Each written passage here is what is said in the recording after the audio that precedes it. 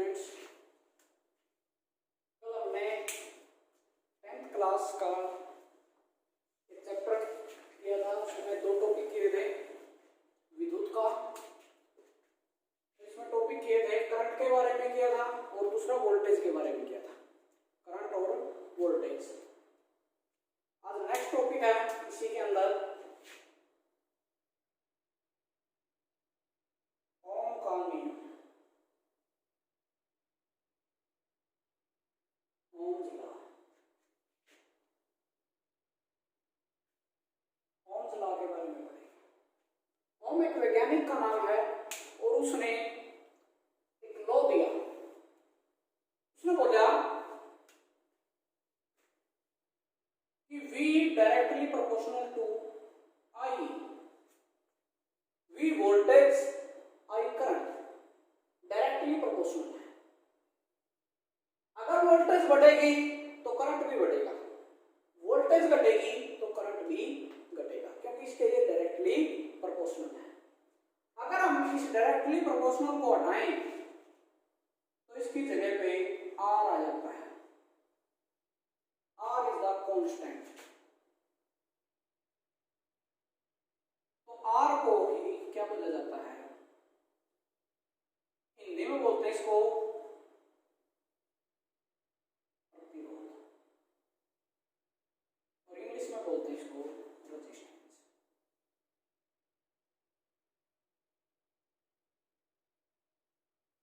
V is equal to R I या I R. हमारा जो फॉर्मूला बनेगा V is equal to I R. इसके अंदर V वोल्टेज है, I करंट है, R रेजिस्टेंस है।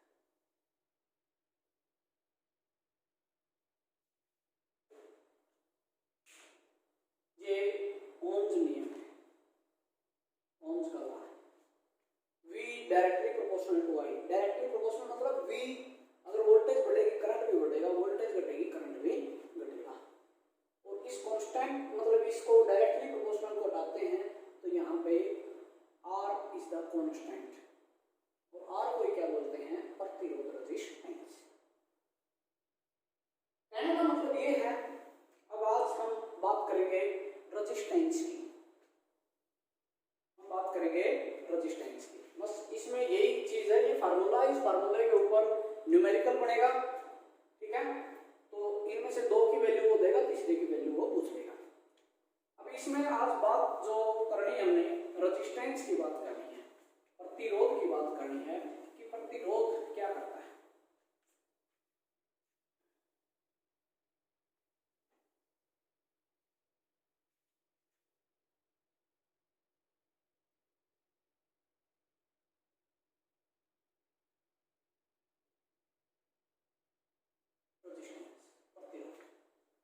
प्रतिरोध, प्रतिरोध, रोध का मतलब होता है रुकावट।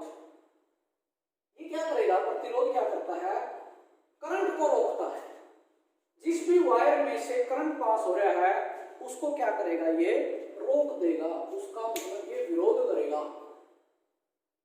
ठीक है? बीच में ये उसको रोक देगा, प्रतिरोध। तो सीधी बात ये है, जहां पर प्रतिरोध, जिस वायर का प्रतिरोध ज्यादा होगा, रेजिस्टेंस ज्यादा होगा, उसमें से करंट कम पास करेगा। अगर R ज्यादा है तो करंट उसका कम होगा। इसका उल्टा हो जाएगा, ये कम होगा तो ये ज्यादा हो जाएगा। इसीलिए बोला जाता है जो सिल्वर है, चांदी, चांदी का प्रतिरोध सबसे कम होता है, सबसे कम प्रतिरोध होता है। अगर सबसे कम प्रतिरोध है तो ये विद्युत धारा की सबसे अच्छी सुचालक है, गुड कंडक्टर ऑफ इलेक्ट्रिसिटी। इसको क्या बोलते हैं? Good conductor of electricity. Good conductor of electricity, विद्युत धारा की सबसे अच्छी सुचालक जो मेटल है, जो धातु है, वो है चांदी। क्यों? क्योंकि इसका प्रतिरोध सबसे कम होता है। तो प्रतिरोध किन किन चीजों के ऊपर डिपेंड करेगा, इसके बारे में टॉपिक है। तो इसमें बात करेंगे हम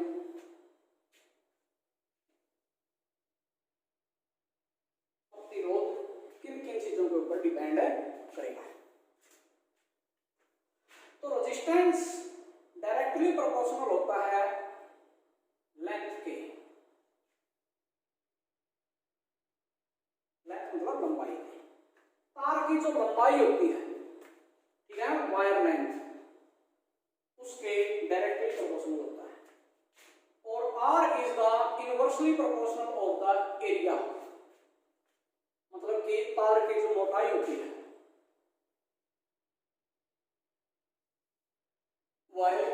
वायर का जो एरिया होता है, मतलब मोटाई होती है, उसके ऊपर directly proportional to length, inversely proportional to area, दो चीजों के ऊपर। और एक और है, तो अगर हम देखें लेंथ बढ़ेगी, हमारे पास कोई वायर इतना है, इसका रेजिस्टेंस हम चेक करेंगे, और फिर हमने ये 2 मीटर का वायर था, फिर हमने 4 मीटर का वायर ले लिया, तो लंबाई बढ़ गई, इस वायर का रेजिस्टेंस ज्यादा होगा क्योंकि लेंथ बढ़ गई। लंबाई बढ़ेगी तो रेजिस्टेंस भी बढ़ेगा। दूसरा इसमें बोल रहा है एरिया के इनवर्सली प्रोपोर्शनल है, मतलब कि मोटाई बढ़ेगी वायर की तो एरिया मतलब रेजिस्टेंस कम हो जाएगा, इसके इनवर्सली प्रोपोर्शनल है। एक तो हमने ये वायर ले लिया और इतनी ही लेंथ का एक मोटाई का वायर ले लिया, मोटा वायर ले लिया, इससे डबल मोटाई,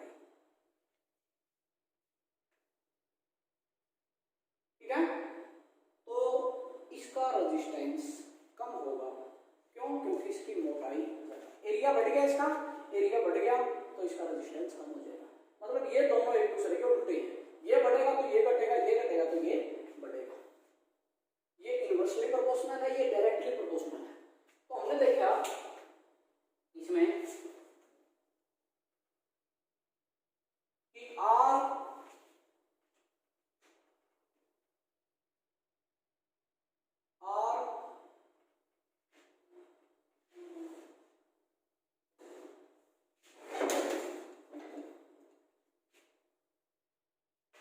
directly proportional to L by A। L है लेंथ और A है एरिया। अगर मैं इस डायरेक्टली प्रोपोर्शनल को हटाऊं तो यहां पर रो लग जाएगा L by A। L है लेंथ, तार की लंबाई,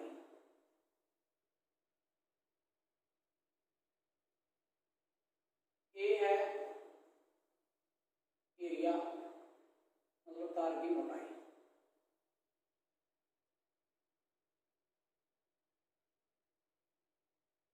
और रो मतलब कि तार की प्रकृति या पदार्थ की प्रकृति, कि किस धातु का तार लिया हुआ है, लोहे का तार लिया हुआ है, चांदी का तार लिया हुआ है, तांबे का तार लिया हुआ है, उसके ऊपर भी डिपेंड करता है। तो इन 3 चीजों के ऊपर डिपेंड करता है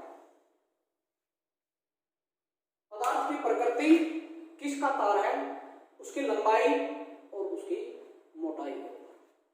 लंबाई बढ़ेगी तो रेजिस्टेंस भी बढ़ेगा, लंबाई बढ़ेगी तो रेजिस्टेंस भी बढ़ेगा।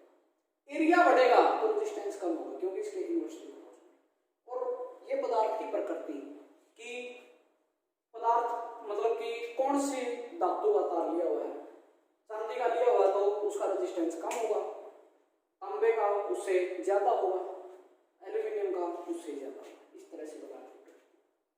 तो इसके ऊपर आएगा न्यूमेरिकल। तो न्यूमेरिकल देखते हैं इस फार्मूले के ऊपर।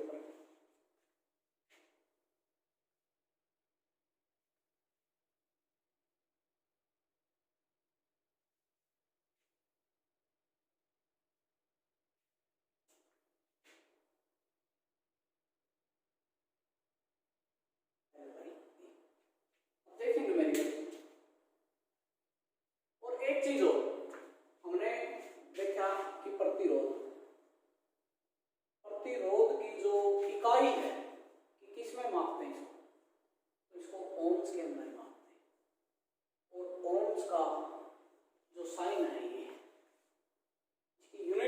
इकाई है जो प्रतिरोध को मापने की इकाई ओम्स, ओम्स को ऐसे इस सिंबल से डिनोट किया जाता है ओम।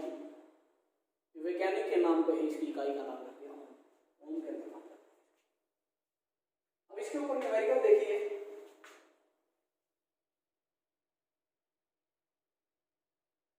क्वेश्चन है कि एक बल्ब है, बल्ब का प्रतिरोध 1200 ओम है। बल्ब का प्रतिरोध, प्रतिरोध मतलब आर की वैल्यू दी हुई है 1200। तो बल्ब के अंदर से वोल्टेज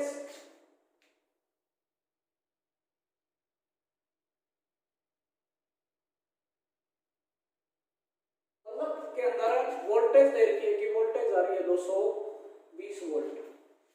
आर की वैल्यू दी हुई है आपको, वी की वैल्यू दी हुई है आपको। इससे पहले हमने फार्मूला किया था V equal to I R. इन दोनों फार्मूले के ऊपर क्वेश्चन बनेंगे, एक इसके ऊपर और एक इसके ऊपर। तो इसमें क्या क्या हुआ, आर की वैल्यू दी हुई है, वी की वैल्यू दी हुई है। इस तार में से कितना करंट पास करेगा, करंट की वैल्यू। आई की वैल्यू निकालनी है, तो आई पूछ रहे हमें कितना है, तो हमें पता है V equal to I R. जो वैल्यू दी हुई है वो रख दो। इस साइड 220 वोल्ट दिया हुआ, आई पूछ रखा है, और ये 1200, ये इस साइड आएगा 220 डिवाइड बाय 1200। अब आई करंट की वैल्यू, इसको सोल्व करेंगे तो ये आ जाएगा 0.18 एम्पियर। वोल्टेज को वी वोल्ट में मेजर करते हैं, रेजिस्टेंस को ओम में मेजर करते हैं, करंट को एम्पियर में ऐसे डिनोट करते हैं, एम्पियर। ये इस फार्मूले के ऊपर क्वेश्चन था। इसके ऊपर भी है क्वेश्चन, वो देखो।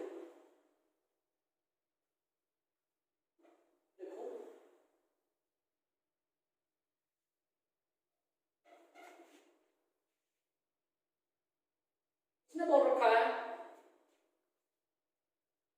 कि एक तार है, ये वायर है, इस वायर का रेजिस्टेंस दिया हुआ है इस पर 4 ओम। एक वायर है, एक वायर का रेजिस्टेंस दिया हुआ, प्रतिरोध दिया हुआ है 4 ओम। ये कह रहा है कि अगर इसकी मोटाई दुगनी कर दी जाए, दुगनी कैसे करेंगे, इसको लपेट देंगे, मतलब ये डबल मोटाई का हो जाएगा, मतलब कि लेंथ आधी हो जाएगी। तो ये बना दिया।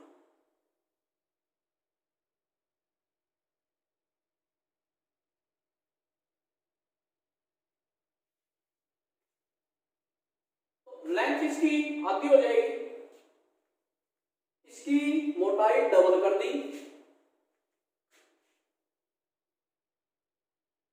मोटाई 2 गुनी कर दी, और इसकी लंबाई क्या रहेगी, आधी रहेगी। तो अब ये बताना कि इसका प्रतिरोध कितना आएगा। पहले इस तार का प्रतिरोध दिया हुआ था, 4 ओम का वायर था ये। अब इस तार को लपेट के डबल कर दिया गया, इसकी मोटाई दुगनी कर दी गई है, इसकी मोटाई दुगनी कर दी गई है। अगर मोटाई दुगनी करेंगे तो इसकी लंबाई क्या हो जाएगी, आधी हो जाएगी। अब इसका प्रतिरोध बताना, मतलब कि कहने का मतलब ये है, मान लिया ये वायर था, इसकी लेंथ मान लेते हैं L थी, ये L लेंथ का वायर था, और इसकी जो मोटाई थी ये मान लिया हमने A थी, कितनी थी A। अब मोटाई कितनी होगी, डबल होगी, 2A होगी, और लेंथ कितनी होगी, L थी, L/2 होगी। L का आधा कर दिया हमने, L/2। पहले L लेंथ थी, L तो कर दिया आधी, L/2, और एरिया कर दिया डबल, ठीक है। तो अब इसका रेजिस्टेंस बताना है हमें। पता भी R = ρL/A है, क्योंकि इसका प्रतिरोध निकालेंगे हम तो ρL/A आएगा, ये आएगा। इसका प्रतिरोध दे रखा है इसने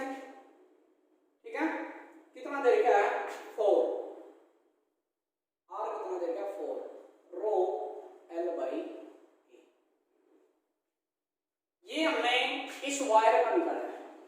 अब इस वायर का निकाला है प्रतिरोध R, ये R था, ये R डैश मान लो, R डैश इक्वल टू रो, ठीक है, तार तो उसी का है, सेम मेटल का वायर है, जो भी ले रखे इसमें, L/2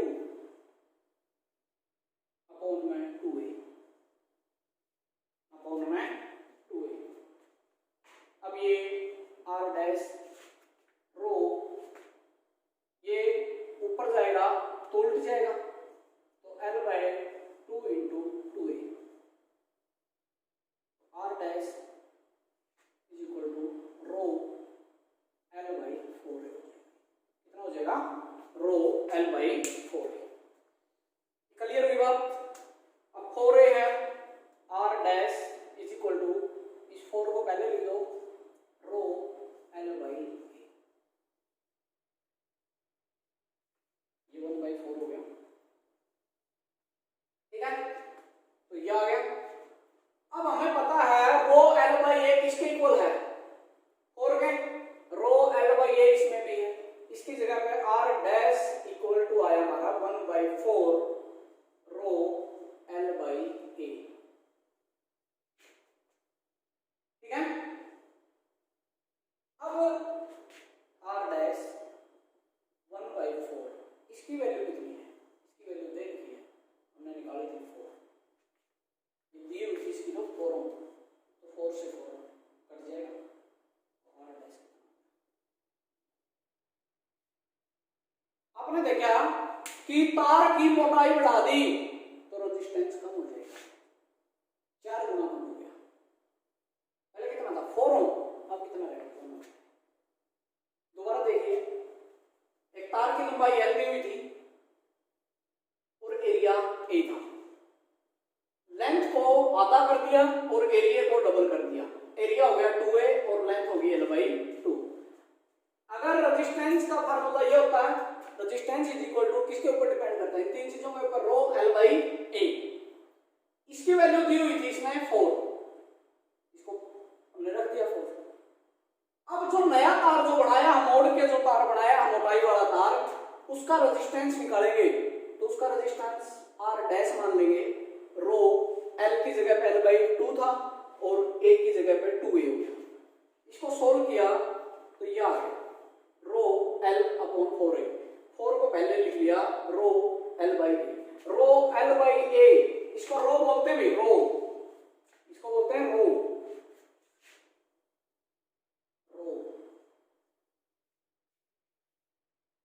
रो L/A, रो L/A की वैल्यू हमें दी हुई है 4, क्या दी हुई है?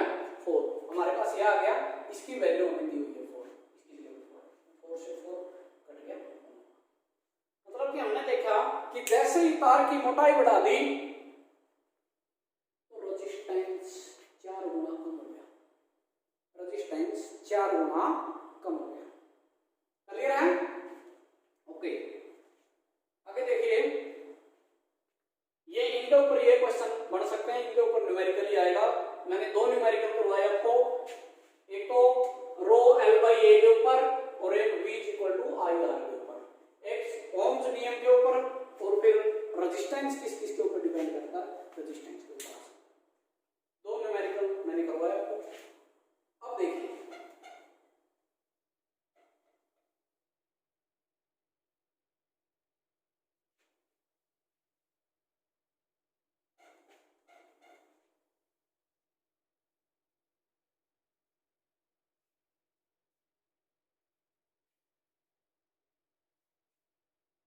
प्रतिरोध को 2 क्रम में दिया होगा। प्रतिरोध को हम 2 तरह से जोड़ सकते हैं, एक है श्रेणी क्रम,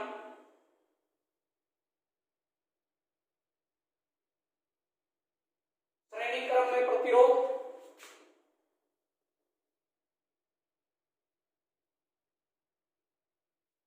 ठीक है, सीरीज में, श्रेणी क्रम मतलब सीरीज,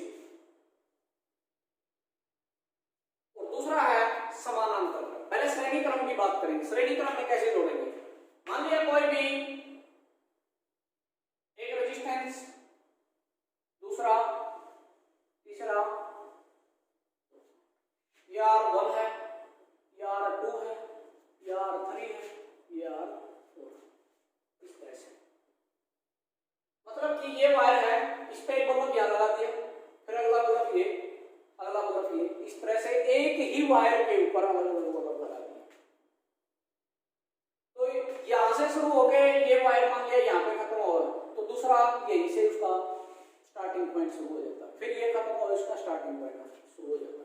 तो इस तरह से इसका रेजिस्टेंस R1 है, प्रतिरोध R1 है, दूसरे बल्ब का R2 है, तीसरे का R3 है, R4। तो ये पूछ लिया जाएगा, जैसे हम लड़ी लगाते हैं, लड़ियां लगाते हैं दीपावली पे, उस तरह से वो सीरीज में कनेक्शन होता है। तो इसमें पूछ लिया जाएगा कि इस टोटल वायर का, कितने भी बल्ब लगाए हुए हैं इसमें, इस टोटल वायर का प्रतिरोध कितना होगा। तो इस टोटल वायर का अगर प्रतिरोध निकालना है तो टोटल वायर का प्रतिरोध R इज इक्वल टू क्या हो जाएगा, R1 plus R2 plus R3, जितने भी लगा रखे प्लस R4 R3, सबको जोड़ दिया जाएगा। तो इस वायर का टोटल रेजिस्टेंस आ जाएगा। तो सीरीज में प्रतिरोध R1 plus R2 plus R3 plus R4, इस तरह से। तो कहने का मतलब ये है कि सीरीज में प्रतिरोध बढ़ता है, सीरीज में प्रतिरोध बढ़ता है, क्योंकि सब प्रतिरोधों को जोड़ दिया जाता है। R is equal to R1 plus R2 plus R3। श्रेणी क्रम में लिखोगे ये बात, श्रेणी क्रम में प्रतिरोध बढ़ता है, श्रेणी क्रम में प्रतिरोध बढ़ता है। और श्रेणी क्रम में क्या क्या चीजें लगाई जाती हैं, एप्लीकेशन भी पूछ ली जाती है इसकी, कि अपने घरों में कौन सी चीज हम श्रेणी क्रम में लगाते हैं। तो श्रेणी क्रम में दो चीजें तो मेन है, दीपावली पे लड़ियां लगाई जाती हैं,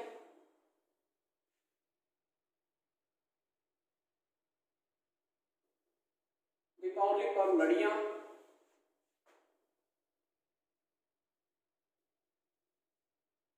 वो श्रेणी क्रम में।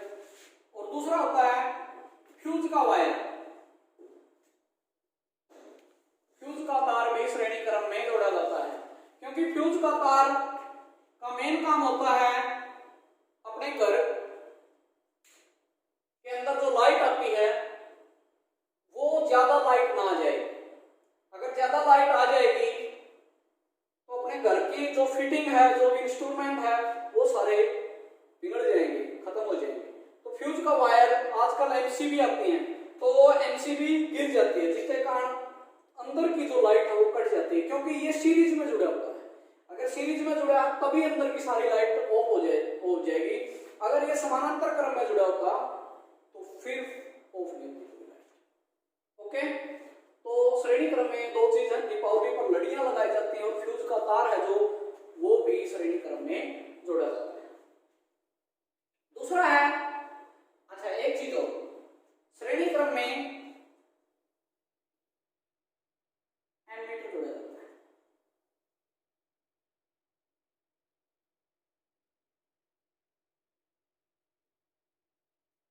श्रेणी क्रम में एमीटर जोड़ा जाता है, जो करंट को मेजर करता है, विद्युत धारा को मापता है।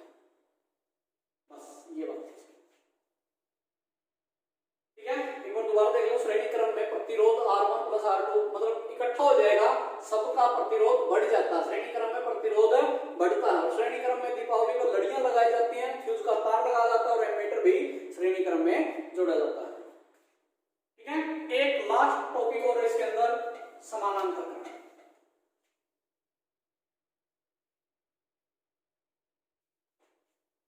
या पार्श्वक्रम भी बोल देते हैं इसको।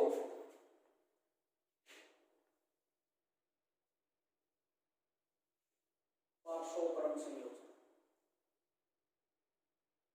या समानांतर क्रम। पैरेलल में रेजिस्टेंस को जोड़ा जाता है। पैरेलल में कैसे जोड़ा जाएगा, ये एक रेजिस्टेंस ये है,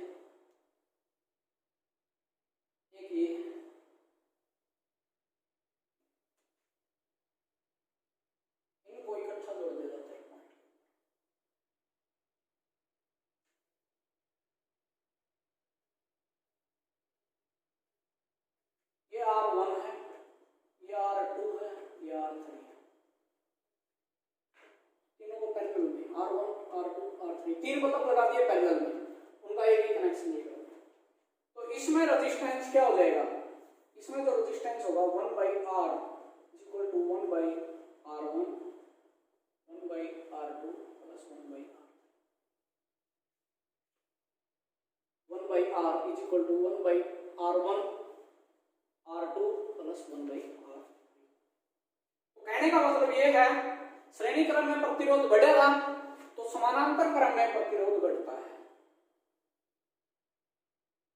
समानांतर क्रम में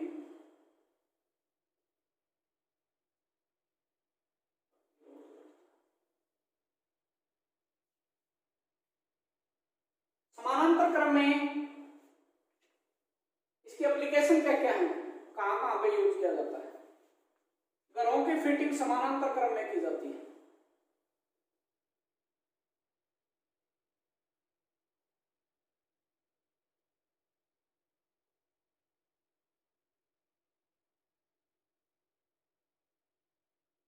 क्योंकि घरों में लाइट ऑन करनी है तो लाइट ही ऑन करेंगे और पंखा चलाना है तो फिर पंखा चलाएंगे।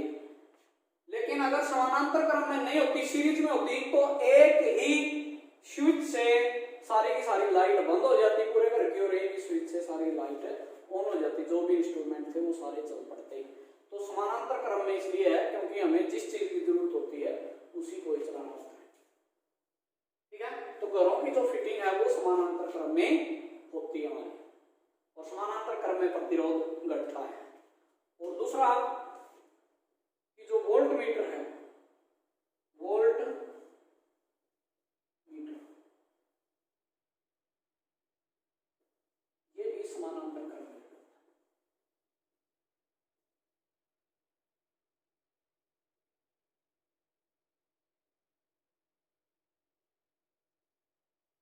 वोल्ट मीटर भी समानांतर क्रम में जोड़ा जाता है। एमीटर को श्रेणी क्रम में जोड़ा जाएगा और वोल्ट मीटर को समानांतर क्रम में जोड़ा जाएगा, पैरेलल में जोड़ा जाएगा वोल्ट मीटर को। ओके, वोल्ट मीटर का काम है वोल्टेज को मेजर करना, वोल्टेज को मापना। ये बातें थी श्रेणी क्रम और समानांतर क्रम की। हमने आज जो टॉपिक किए हैं वो 4-5 टॉपिक किए हैं। एक बार मैं दोबारा से थोड़ा थोड़ा बता देता हूं।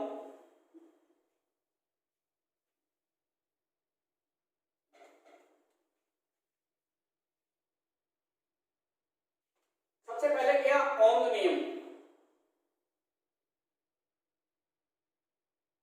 V equal to IR। Voltage बढ़ेगी करंट बढ़ेगा, करंट बढ़ेगा तो वोल्टेज बढ़ेगी, और R हमने लगाया कांस्टेंट के लिए, तो V equal to IR। R को ओम्स नहीं बताया इसलिए इसकी यूनिट है जो वो ओम्स है।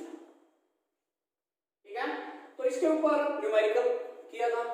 R है जो रेजिस्टेंस है, रेजिस्टेंस क्या करेगा, करंट को रोक देगा, करंट को रोक देगा। तो प्रतिरोध हमेशा करंट को रोकता है, उसका विरोध करता है। और R इसलिए मैंने बताया था, चांदी का एग्जांपल दिया था कि चांदी का रेजिस्टेंस सबसे कम होता है इसलिए उसमें सबसे ज्यादा करंट है फ्लो होता है।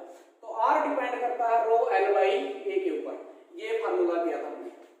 L इसमें लेंथ है, वायर की लेंथ, A एरिया मतलब मोटाई, और रो है पदार्थ की प्रकृति कि कौन सी धातु का तार है, उसके ऊपर डिपेंड करता है।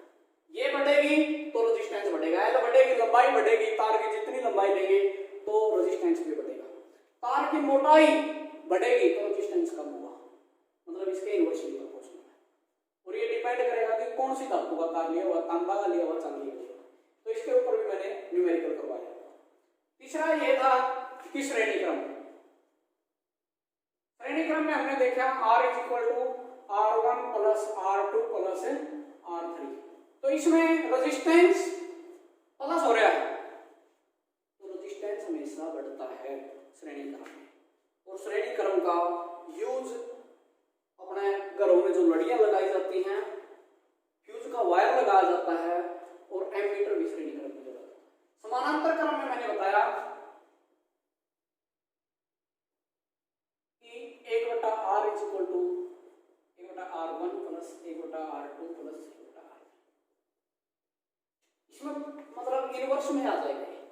तो इसमें समानांतर क्रम में रेजिस्टेंस कम होता है, रेजिस्टेंस कम होता घट जाता है, ठीक है। और समानांतर क्रम में ही घरों की फिटिंग की जाती है और जो वोल्ट मीटर है वो भी समानांतर क्रम में जोड़ा जाता है। इतनी सी बात थी। इसके ऊपर कल समानांतर और श्रेणी क्रम के जो न्यूमेरिकल बनेंगे